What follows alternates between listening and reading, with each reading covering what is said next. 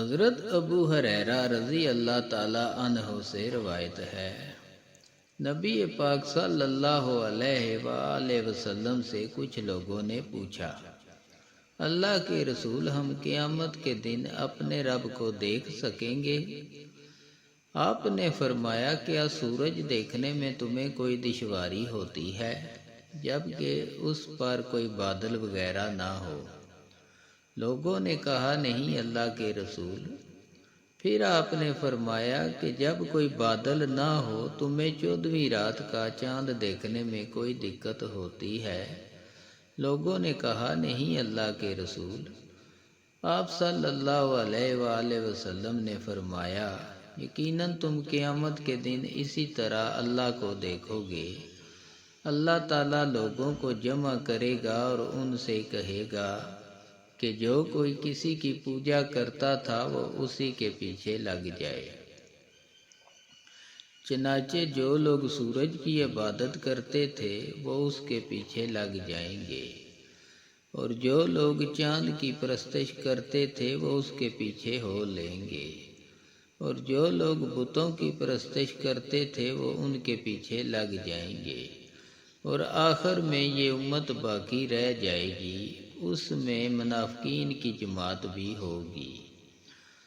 اس وقت اللہ تعالیٰ ان کے سامنے اس صورت میں آئے گا جس کو وہ پہچانتے نہ ہوں گے، اور ان سے کہے گا، میں تمہارا رب ہوں۔ لوگ کہیں گے، تجھ سے اللہ کی پناہ، ہم اپنی جگہ پر اس وقت تک رہیں گے جب تک ہمارا رب ہمارے سامنے نہ آ جائے۔ جب ہمارا رب ہمارے سامنے آئے گا تو ہم اسے پہچان لیں گے۔ پھر حق تعالیٰ اس صورت میں آئے گا جس کو وہ پہچانتے ہوں گے، اور ان سے کہے گا، میں تمہارا رب ہوں۔ لوگ کہیں گے، واقعی تو ہمارا رب ہے۔ پھر اسی کے پیچھے ہو لیں گے، اور جہنم پر پل رکھا جائے گا۔ رسول اللہ صلی اللہ علیہ وآلہ وسلم نے فرمایا، میں سب سے پہلا شخص ہوں گا جو اس پل کو عبور کروں گا۔ اس دن رسولوں کی یہ دعا ہوگی، ہے اللہ سلامتی سے گزار دے۔ اللہ تعالیٰ سلامتی سے گزار دے گا۔ پل صراط کے ساتھ سادان کے کانٹوں کی طرح کانٹے ہوں گے۔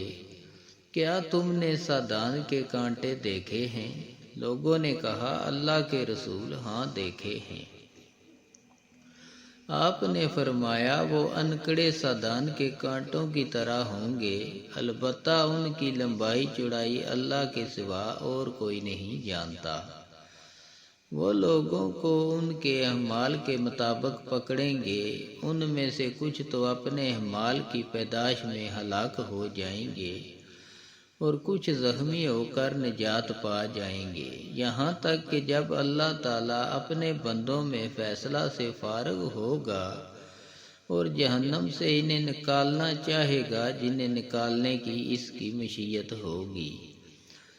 وہ جو گواہی دیتے تھے کہ اللہ کے سوا کوئی معبود برحق نہیں، تو اللہ فرشتوں کو حکم دے گا کہ وہ ایسے لوگوں کو جہنم سے نکال لیں۔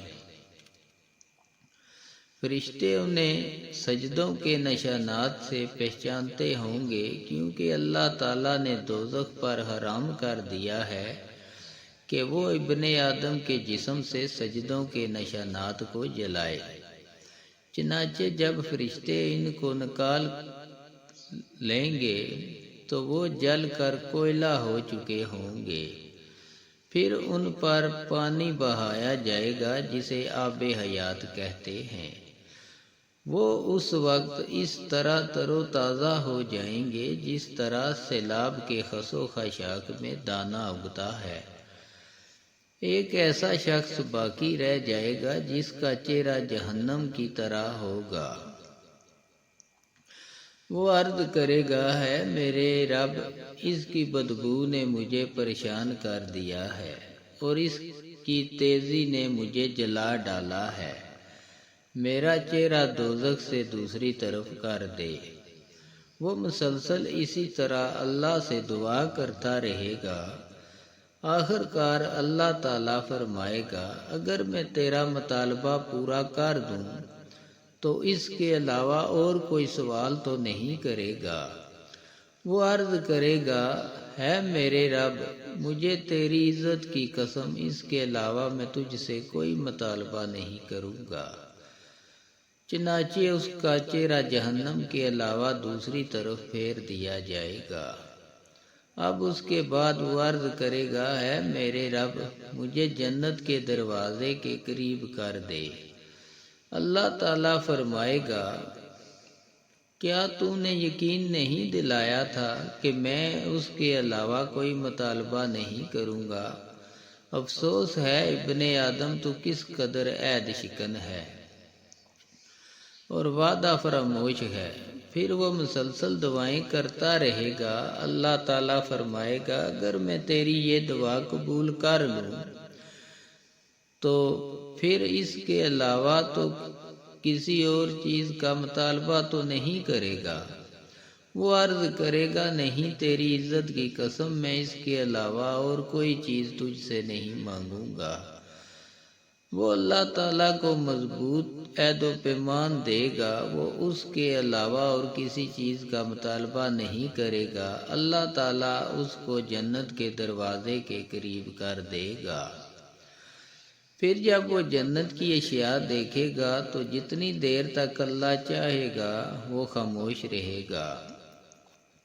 پھر عرض کرے گا اے میرے رب مجھے جنت میں داخل کر دے۔ اللہ تعالیٰ فرمائے گا کیا تو نے یہ یقین نہیں دلایا تھا کہ اب تو اس کے علاوہ اور کوئی چیز نہیں مانگے گا؟ اے ابن آدم تو کس قدر وعدہ خلاف ہے۔ وہ عرض کرے گا ہے میرے رب مجھے اپنی مخلوق میں سب سے بڑا بدبخت نہ کر۔ وہ مسلسل دعائیں کرتا رہے گا یہاں تک کہ اللہ تعالیٰ ہنس دے گا۔ جب اللہ تعالیٰ ہنس دے گا تو اس شخص کو جنت میں داخل ہونے کی اجازت مل جائے گی۔